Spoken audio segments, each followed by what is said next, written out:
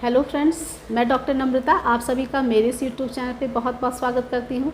दोस्तों, आज के इस वीडियो में मेरा टॉपिक रहेगा कफ खांसी के बारे में मैं आप सभी से डिस्कस करूँगी। बहुत ही ज़्यादा कॉमन समस्याओं में से एक समस्या होती है। बच्चों में, बूढ़ों में, बुज़ुर्ग में, एडल्ट्स में, सब में काफ़ी ज़्यादा देखने को मिलती है। तो इस वीडियो में आप सभी से मैं डिस्कस करूँगी कि खांसी किसे बोलते हैं, इसके क्या क्या कारण हो सकते हैं, ये कितने प्रकार की होती है, इसकी प्रिकॉशंस क्या क्या हो सकते हैं, और साथ में मैं कुछ होम्योपैथिक दवाइयों के बारे में भी डिस्कस करूंगी, जिसको आप यदि इस्तेमाल करें तो आप अपनी समस्या को पूरी तरीके से जड़ से ख़त्म कर सकते हैं। तो इस वीडियो को एंड तक ज़रूर देखें और मेरे साथ बने रहें। तो चलिए शुरू करते हैं।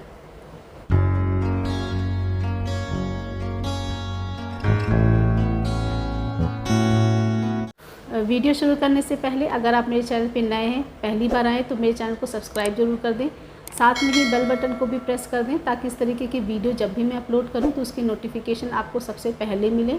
तो ज़्यादा देर ना करें, चलिए स्टार्ट करते हैं। चलिए अब ये बात कर लेते हैं कि खांसी किसे कहते हैं, कफ किसे कहते हैं।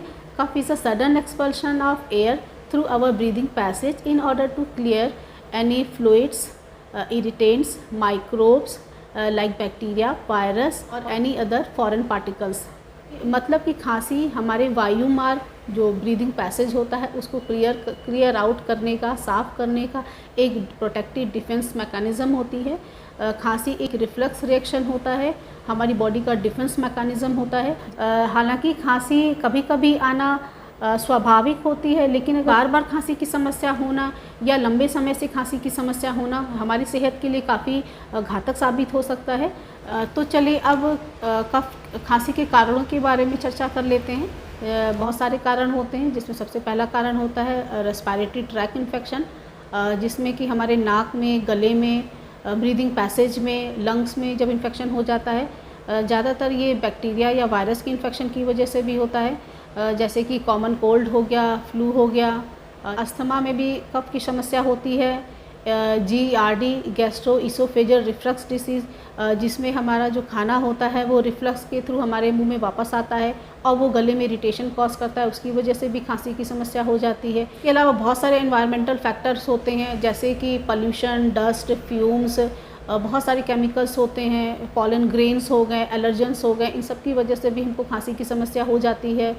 नेक्स्ट कॉज होता है, बहुत सारे मेडिकेशंस होते हैं, जैसे कि AC इनहिबिटर्स, हाइपरटेंसिव ड्रग्स, इन सब ड्रग्स के सेवन से भी खांसी की समस्या हो जाती है। नेक्स्ट कॉज होता है pneumonia, tuberculosis, bronchiectasis, COPD, chronic obstructive pulmonary diseases, pulmonary fibrosis, lung cancer हो गया। इस तरीके की बहुत सारी बीमारियां होती जिसकी वजह से भी हमको खांसी की समस्या हो सकती है। इसके अलावा अगर आपको हार्ट फेलियर की समस्या है तो उसमें भी खांसी देखने को मिलती है, और बहुत सारे साइकोलॉजिकल फैक्टर्स होते हैं जिसकी वजह से भी हमको खांसी की समस्या हो जाती है। चलिए अब ये बात कर लेते हैं खांसी कितने प्रकार की होती है। तो इसके अगर टाइम और ड्यूरेशन के हिसाब से अगर हम बात करें तो दो प्रकार की होती है। पहला होता है एक्यूट, दूसरा होता है क्रॉनिक।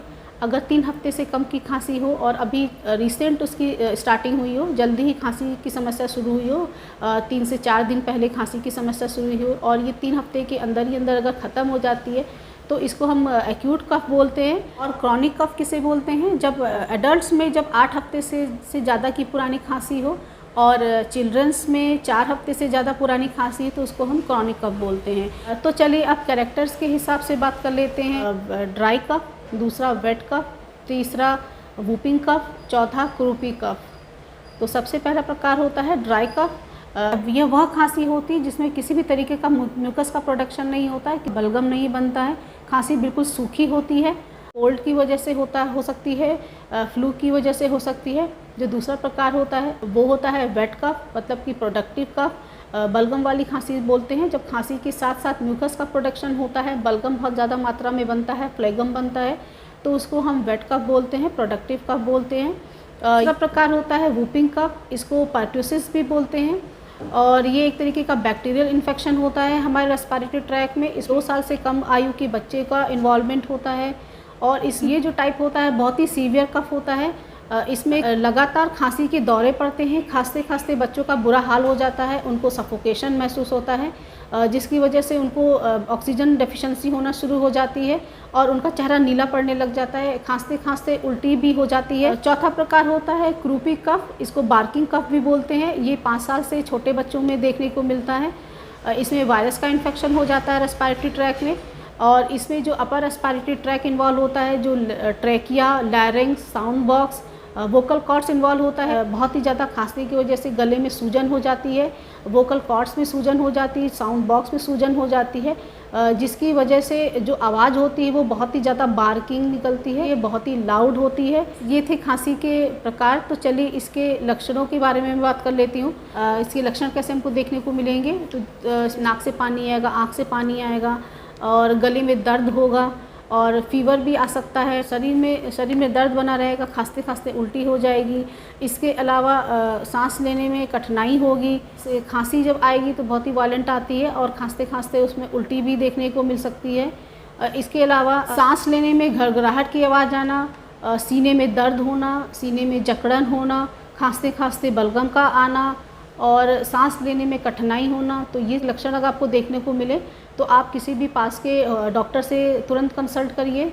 तो फ्रेंड्स, ये तो बात रही खांसी के बारे में। तो चलिए अभी होम्योपैथिक दवाइयों के बारे में भी डिस्कस कर लेती हूँ। अगर आपको ठंड के एक्सपोज़र की वजह से, ठंड लगने की वजह से अगर आपको खांसी की समस्या हो रही है, आपका रिसेंट कोल्ड एक्सपोज़र हुआ है, तो उस कंडीशन में आप एकोनाइट 200 को 1-1 घंटे पर रिपीट करिए लगातार, जब तक आपको खांसी में आराम ना मिले।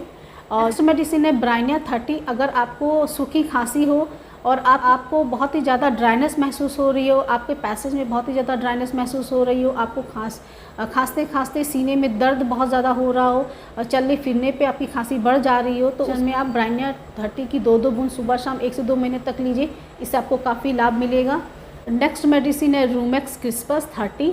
अगर खांसते खांसते आपका यूरिन अपने आप ही पास हो जा रहा हो, तो उस कंडीशन में आप रूमेक्स की 2-2 बूंद सुबह शाम 1 से 2 महीने तक लीजिए, इससे आपको काफ़ी लाभ मिलेगा। मेडिसिन है एंटियम टार्ट 30। अगर आपके सीने में घरघराहट सी महसूस हो रही हो, लंग्स में बहुत ज़्यादा कंजेशन हो, बहुत ही ज़्यादा बलगम सा महसूस हो रहा हो, कंडीशन में आप एंटियम टार्ट 30 की 2-2 बूंद सुबह शाम 1 से 2 महीने तक लीजिए, इससे आपको काफ़ी लाभ मिलेगा। नेक्स्ट मेडिसिन है एपिकैट 30। अगर आपको बलगम वाली खांसी आ रही हो और खांसने के साथ साथ आपको उल्टी हो जा रही हो, तो उस कंडीशन में एपिकैट 30 की 2-2 बूंद सुबह शाम 1 से 2 महीने तक लीजिए, इससे आपको काफ़ी लाभ मिलेगा। Kali sulph 30। अगर आपको पोस्ट वायरल कफ की वजह से अगर खांसी की शिकायत हो रही हो, और आपका जो बलगम है वो पीला पीला निकल रहा हो, और रोपी हो, तार जैसा हो, तो उस कंडीशन में काली सल्फ 30 की 2-2 बूंद सुबह शाम 1 से 2 महीने तक लीजिए, इससे आपको काफ़ी लाभ मिलेगा। नेक्स्ट मेडिसिन है ड्रोसेरा 30। अगर आपको रात में सोते समय खांसी की शिकायत हो रही हो और खांसी के अटैक पड़ रहे हो, तो उस कंडीशन में आप ड्रोसेरा 30 की 2-2 बूंद सुबह शाम 1 से 2 महीने तक दीजिए, इससे आपको काफ़ी लाभ मिलेगा। नेक्स्ट मेडिसिन है सीना 30।